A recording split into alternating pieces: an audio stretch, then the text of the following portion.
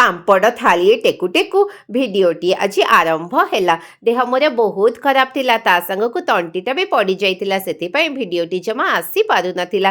ଦେଖୁନାହାନ୍ତି ପାମ୍ପଡ଼କୁ ମୁଁ କେମିତି କଡ଼ମଡ଼ କରି ଚୋବେଇ ଯାଉଛି।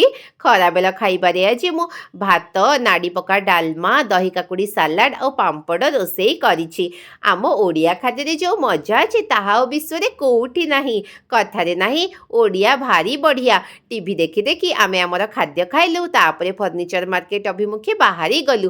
ଏତେ ଦିନ ପରେ ରିକ୍ସାରେ ବସି ବହୁତ ଭଲ ଲାଗିଲା।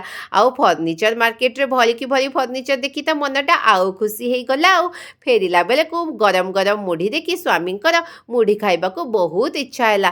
ସତରେ ମୁଢ଼ିର ଟେଷ୍ଟ ବହୁତ ଭଲ ଥିଲା। କଞ୍ଚା ଲଙ୍କା ସାଙ୍ଗକୁ ମୁଢ଼ି ପାଗଟା ମନଟାକୁ ପୁରା ଖୁସି କରିଦେଲା। ଫେରିଲା ବେଳକୁ ଆମେ ଗରମ ଗରମ କର୍ନ ବି ଖାଇଲୁ। ଆଜି ପାଇଁ ଏତିକି। ଦେଖା ହେବ ନୂଆ ଭିଡ଼ିଓରେ। ନମସ୍କାର।